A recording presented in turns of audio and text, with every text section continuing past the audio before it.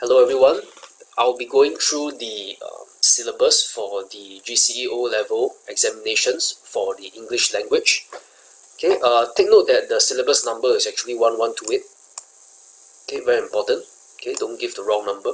Okay, other places they use a different number, but in Singapore we use 1128. So the scheme of assessment will be, there will be 4 papers, alright, papers 1, 2, 3 and 4, okay, each carrying a different weightage, okay, out of the total paper.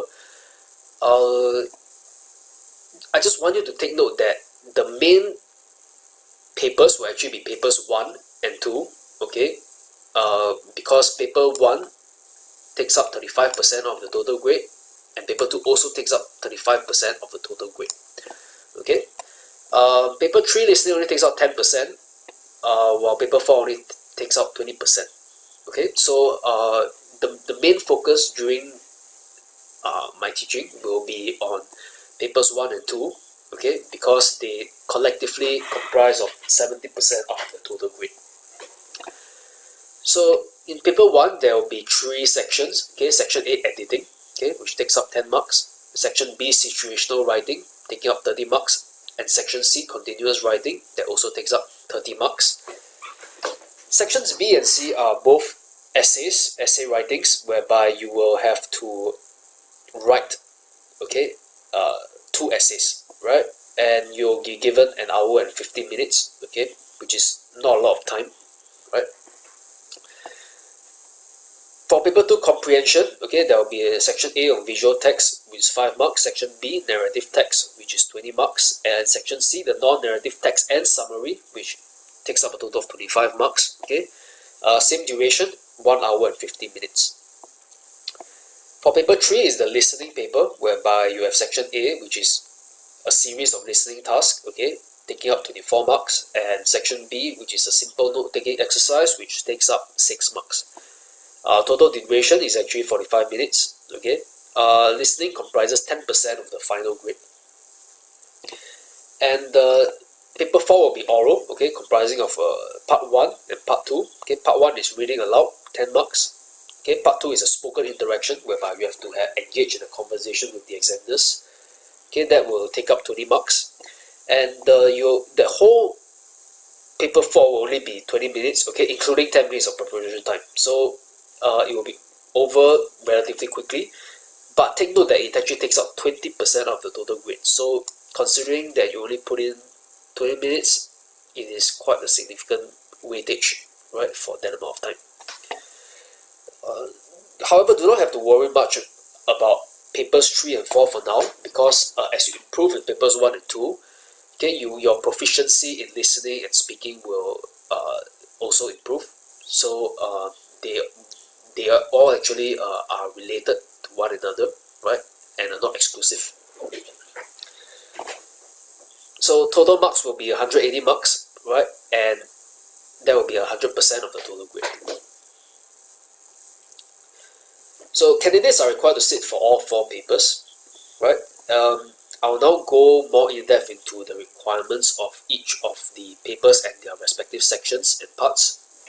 So for paper 1 writing, okay, the first section will be editing, okay, whereby you will be required to identify grammatical errors and edit them, okay, giving the correct answers, okay, to those errors, right. Of important point to note will be that errors in punctuation and spelling will not be tested, okay, this is very important, okay, so please do not sort of like correct any errors in punctuation or spelling. There will also be 2 sentences that have no grammatical errors, right, just to take note, right. In section B, situational writing, okay, candidates write a text of the word limit is not strictly sort of like they will not adhere to it strictly, okay. So you will be required to write an essay, okay, based on the situation, okay, and there will be a visual text that's given accompanying the situation, and you will have to sort of like respond, okay, according to the purpose, audience, and context, right. Let me just in short call this PAC. Okay, so purpose, audience, and context is something that's very important, and you have to show awareness of these three things in crafting your essay. And a lot of time you will have to take note of the format of the required format, okay, for your essay. Sometimes it will be an email, sometimes it will be a letter, a report, or a speech. Right, so the formats for all these types of responses are different, okay, and you have to use the right format. Section C, continuous writing. Okay, there will be 4 topics, and candidates will only have to pick one to answer. Okay, and same thing, you will have to write an essay. Okay, and the word limit is not strictly, you will not be penalized if you exceed it. But however, try not to write too short, because most of the time you'll be graded very highly on your content. Okay, and it's important to include many points in your, and to develop your essay in a way that is complete. So there will be different types of essay options that will be given. Okay, there may be some narrative text, expository text, expository questions, or sometimes maybe even argumentative or personal recounts, right? And of course, the way of which you actually write an essay, such essays, okay, will differ. For example, a personal recount will have a different structure as compared to an argumentative essay, for example. So for sections B and C, basically, you must write clearly, effectively, relevantly, coherently. You have to plan, organize, and develop your ideas properly. Okay, use a variety of sentence structures, as well as wide vocabulary with clarity and precision. Okay, of course, you must use correct grammar, punctuation, and spelling. In general, what this means is that candidates must show that they have a good command of the English language and to be able to communicate effectively through writing. For paper 2, the comprehension, okay, there will be section A, which is visual text, okay, which is basically they can take the form of advertisements or web pages, or sometimes for information reports, right? And once again, okay, candidates will have to answer questions, okay, testing for comprehension, the use of visuals, as well as use of language for impact, okay, and they must demonstrate awareness of the PAC. Okay, so once again, PAC comes up. So it is a very important skill to be able to identify what is the purpose, audience, and context. In section B, the narrative text, okay, usually it will take the form of a personal recount, whereby the writer will actually describe and narrate an experience of his, okay, from the first person point of view. And the candidates will be required to answer, once again, series of questions, okay, testing comprehension, okay, vocabulary in context, as well as the use of language for impact. Section C, okay, non-narrative text and summary, okay, the main difference will be, firstly, the text will be non-narrative in nature, so it will not be from the point of view of the writer, okay, it will usually be a discussion or an essay stating someone's point of view, okay, on a certain topic. And once again, there will be questions testing comprehension, vocabulary in context, as well as use of language for impact. More importantly, okay, candidates are required to write an 80-word summary. Okay, this summary will be based upon certain paragraphs within the passage. Okay, it will not be on the whole passage. Okay, and it will mainly be focused on a particular theme, right?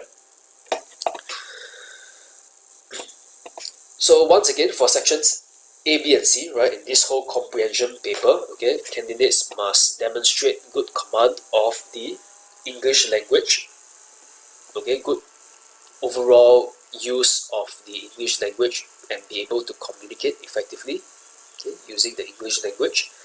More importantly, okay, particular to this paper, okay, the candidates are required to show understanding at the literal, inferential, and evaluative levels. Okay, so 3 different levels of understanding, whereby literal is mainly you can actually get the answer directly from the passage. Inferential, meaning it is not stated directly in the passage, but you have to make an inference, okay, and come to a conclusion. And evaluative usually means you have to make some form of justification, okay, explain why a certain word is used, okay, and how is that effective in bringing a message across or to achieve a certain impact.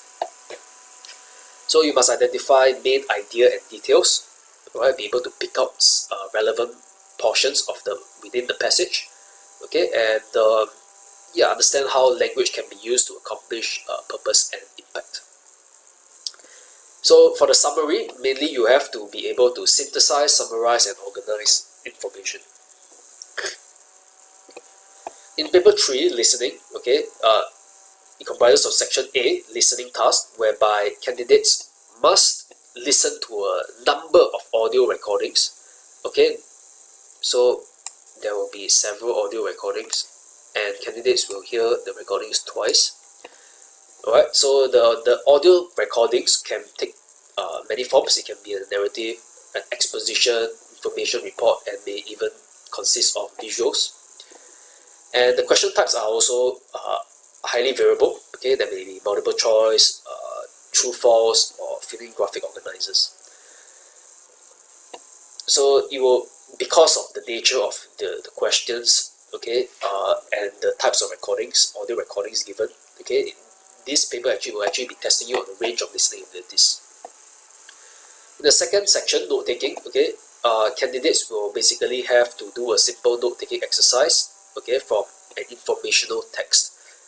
Of particular importance is that they'll only be able to hear this recording once.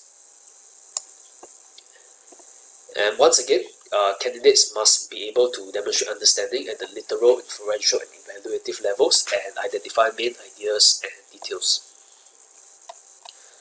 Last but not least, we have paper 4, the oral paper. Okay, the oral paper consists of 2 parts, right, which are thematically linked. So, for example, if part 1 is talking about helping the elderly, part 2 will also be about the elderly, for example. In part 1, reading aloud, okay, there will be a short text, okay, that the candidates will have to read aloud to the examiner. Okay, they will be given a short instruction, okay, guiding them on the context of the text, okay, and the candidates therefore must show appreciation of the purpose, audience, and context, right? So once again, PAC comes up. The text can take many forms, can be a short narrative, news report, okay, and mainly, okay, candidates must be able to, okay, pronounce and articulate the words clearly. But of course, this is oral, so also they must read fluently and expressively, okay, and to show awareness of purpose, audience, and context, right? While they are expressing themselves, okay, they have to do it in such a way that is appropriate, okay, for the for example, the target audience and the purpose of which the text was for. In part 2, spoken interaction, okay, there candidates will be given a visual stimulus, okay, very important. It will be a picture, okay, and the audience will be given some time, okay, to think about the types of questions that the examiners may ask them regarding the picture, right? And the main point of this part 2 is to test on the ability of the candidate to have a discussion with the examiner. Okay, so it's a two-way communication, and once again, candidates must show that they have good command in speaking the English language, okay, and be able to convey their thoughts across, okay, effectively. And the candidates must further be able to answer personal observation, okay, opinion and policy questions, okay, and once again show awareness of purpose, audience, and context. Okay, so PAC, once again, very important. The personal observation, opinion, and policy questions are examples of the types of questions that the examiners may ask. Okay, for policy questions, the content of the answer is not as important, although it does have to be logical and not too controversial. But it does not have to be persuasive, right? For example, what's more important is that the candidates are able to bring across their opinions, okay, in such a way that is clear and understandable. So once again, there must be proper use of in terms of the pace, volume, tone, register, and stress. Okay, and yeah, that's about it. And thank you for listening.